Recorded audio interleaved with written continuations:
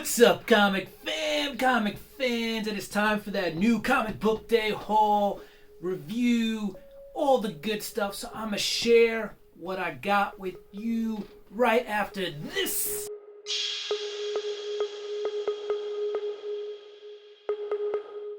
Welcome back. Let's get right into it. I got a lot of stuff to show off. I had a big pickup this week. I didn't think there were going to be that many books coming out this week that I was going to pick up. But first of all, this came in the mail today. So let's rip it open. Let's see what's in here. I'm going to tell you right now, it's not a mystery box. I know what's in here. We got some Batman books. We're going to open up these Batman books. And I decided to add some books that I thought I needed to add to the collection. So they all look like they're in pretty good shape. 407 has a couple of spine texts, but let me show you what I got. I got some Frank Miller goodness. So we got Batman Year 1, Part 1. And then of course we got, and this is Batman 404. We got Batman 405, Part 2. I think that's the first Carmine Falcone book. We got 406. And we got 407. And this might be the first appearance of James Gordon's younger infant son. Yeah. So that was that. Still got a ton more. And don't forget, subscribe. Hit that notification bell. Go ahead and give me a thumbs up if you like the content. And leave a comment down below so we can talk about the books. Alright. To my boy Evil out there. We found a copy of Barbaric. So we're going to read that. We're going to jump into that. These are some books from the previous weeks that I managed to find. Here we got crossover number 7. This is the Chip Zdarsky written issue where he cuddles himself in there.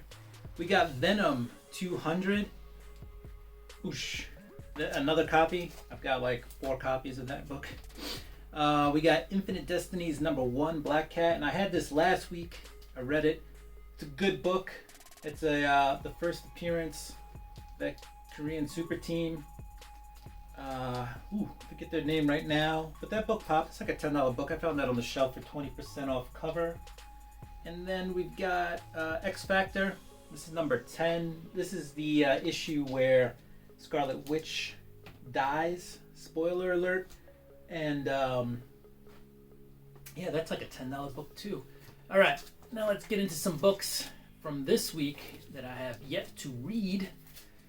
Here is Nottingham number 2. The 3rd printing came out this week. I really dug issue 1.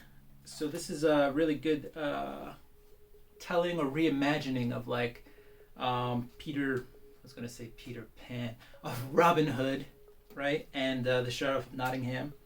So this is issue 3, and this is the 2nd print of issue 3. Then we have The House on the Lake, and if you know James Tynion books, they are popping right now. So this was definitely a pickup. This is book number 2. I haven't even read book number 1, and I'm already buying book number 2, and I'm already buying the B cover too. I just liked it. So that was a book. That book, number 1, became a ghost after the first day, and I thought it being a DC Black Label book, it would have some staying power, like you'd be able to find it for a few days. That book sold out so quickly. Ridiculous, book 1. And then we've got the Skybound X number 1, but this is the Clementine 1 in 10 cover. So the Virgin cover, Charlie Adler drew this bad boy. I have not read this yet. I also have the cover A, and we'll get to it.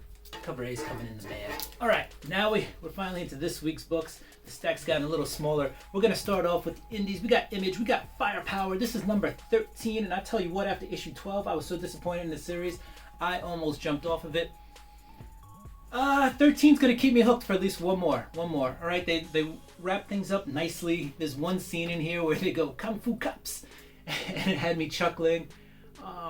It really is a good family-oriented kung fu story with this firepower thing. So I feel like they're only going to go deeper, delve deeper. I tell you what, I'm going to give this book one more shot. I'm definitely getting 14. If it keeps me hooked, I'll finish off this arc. And by this arc, if they disappoint me again at the end, I will be done with it, but right now the book has got me hooked. It's fun. There is a lot of family dynamics in that book. Go ahead and grab that if you're into that kind of stuff. And it's kung fu and it's fire. All right, next up we got Geiger number 4.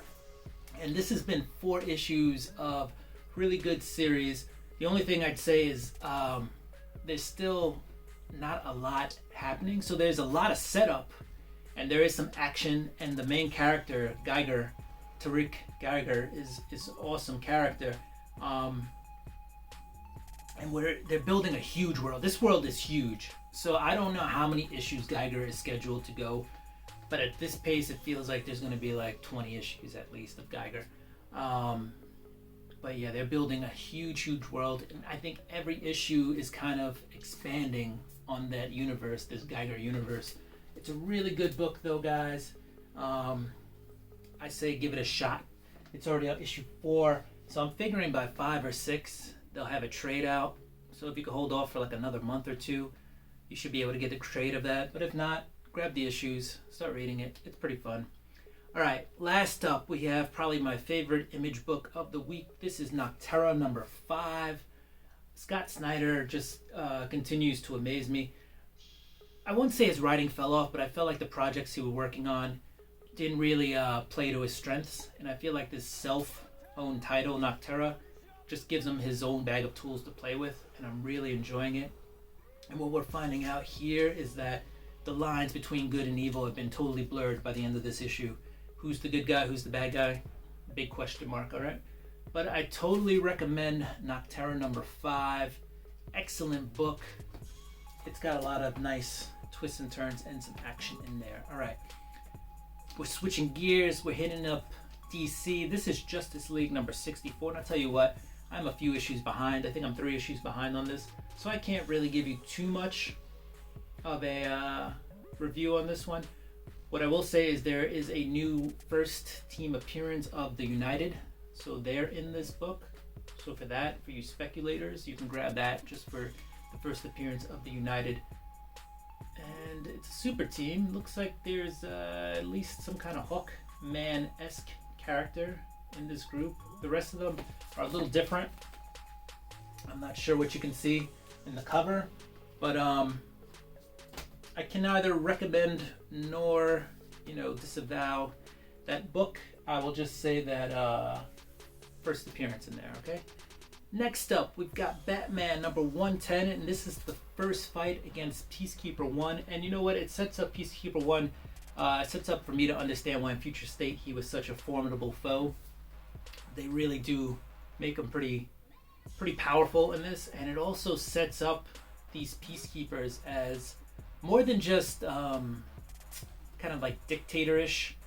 They're corrupt, okay? So if you want to see like the history behind these Peacekeepers, this is a good book to read. Ghostmaker's in here too, and the Ghostmaker side story is actually pretty funny. It's pretty good. It's a pretty fun read, and Ghostmaker makes a double appearance in here because he helps out Batman in the main story too. So if you're a Ghostmaker fan, you get double Ghostmaker in Batman 110. All right, we're into another Infinite Destinies. This is the Amazing Spider-Man Annual number 2. This has nothing to do with the regular Amazing Spider-Man run. You get Star in here. I'll tell you what, the best art is the cover. Now, I don't want to trash this book, but I wouldn't get it. All right, I got it, but I wouldn't get it.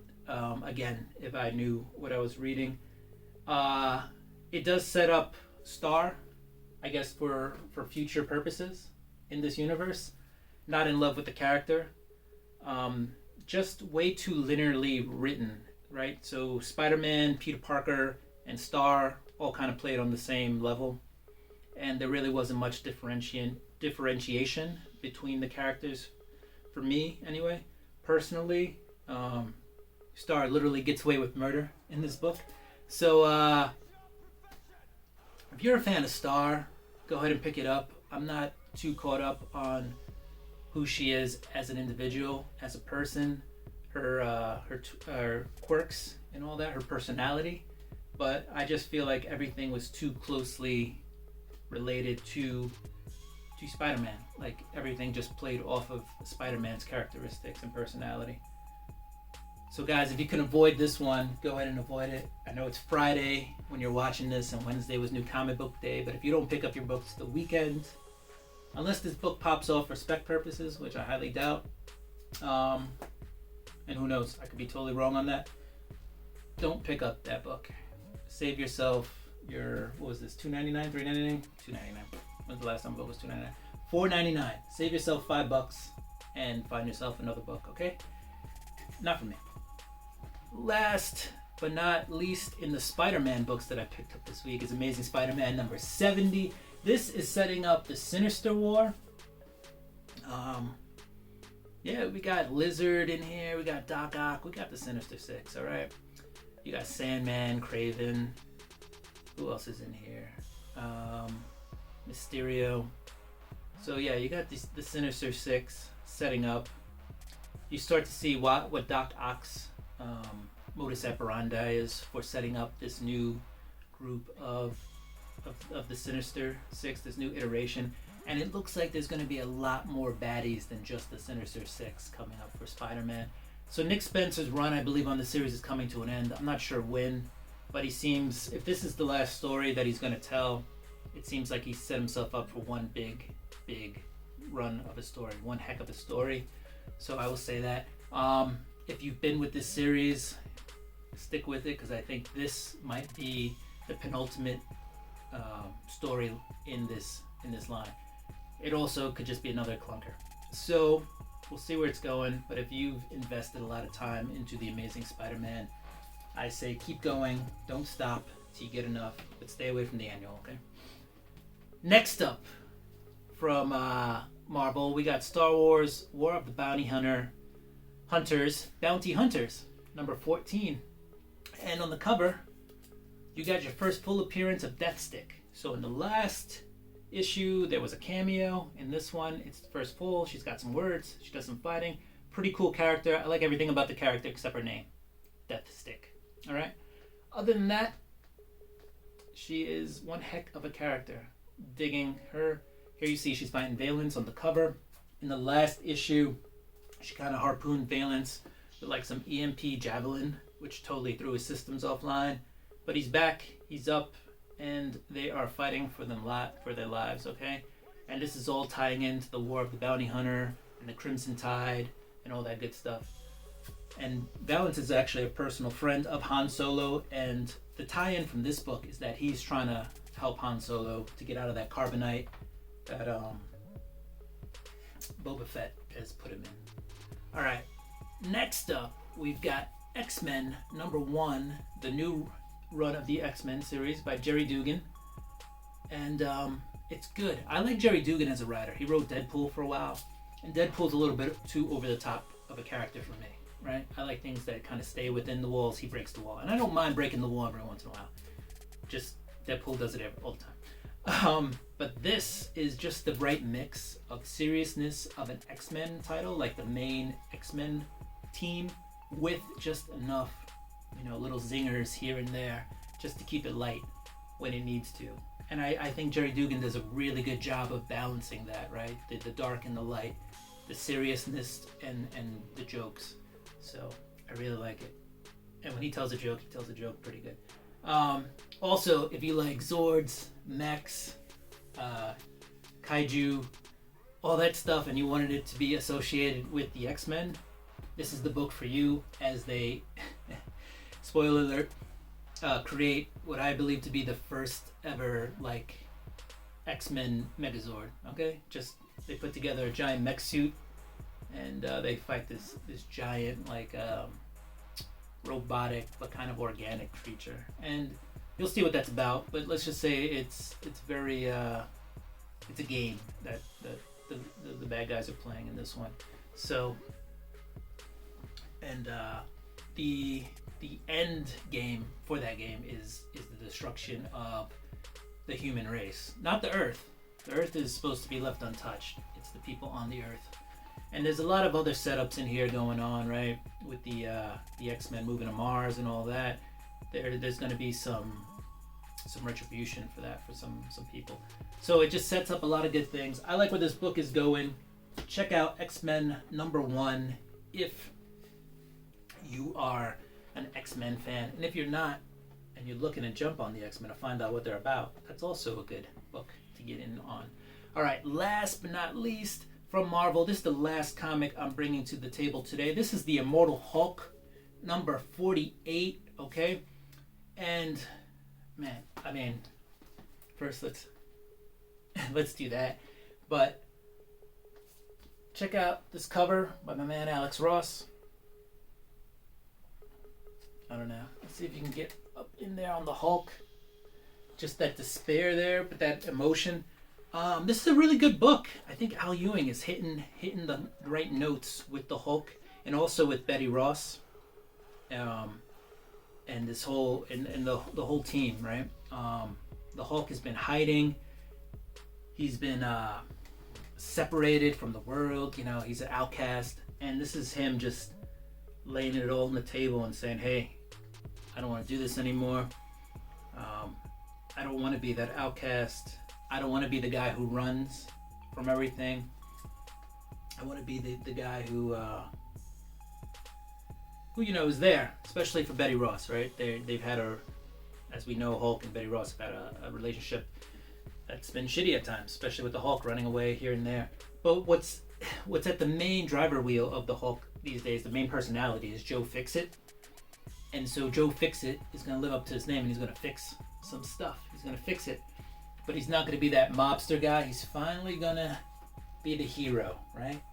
He's got to go into hell and get that Bruce Banner personality back for the Hulk, right? He's got to bring back possibly the world's smartest guy. And Joe's just trying to do right. He professes his love for Betty Ross. Now, this is crazy on all sorts of levels, right? Because here you got one being Bruce Banner Hulk, who's got like multiple personalities. One of them is Joe Fixit. Joe Fixit just wants Betty Ross to be happy. So he's going to do the one thing he knows how to do, and that's get the Hulk right. Make sure the Hulk is well protected. Make sure the Hulk is the best guy in the building. And I really like that. I keep looking back at this cover. I think the cover kind of sells what happens in this issue. And for that, this is my pick of the week for Read of the Week. Hulk number 48. There's only 2 more issues. There's 49 and 50, and then we're done. So in those 2 issues, I believe this is where we're going to see Bruce Banner come back. They're going to go to hell, right? They're going to go to the down below. They're going to blow that up. And then the Hulk is going to kind of wrap up the series. And there's going to be whatever comes out of it. A Hulk team or whatever heading into the new run, which... who's doing that? Donny Cates will be doing the new run. So we'll see. We'll see what happens, guys. All right. So thank you for joining me. That was my haul. It was one heck of a haul this week. Thank you if you stuck with me from beginning to end. All right. Yeah. Again, book of the week. And that's all I got, guys. That's all I got. So don't forget to subscribe. Hit that notification bell. Go ahead and throw some thumbs up. Leave a comment down below. And I will talk to you later. Peace. Do what you do. I'm going to do what I do. I'm going to finish reading whatever comics I didn't get ready for next week. And once again, peace!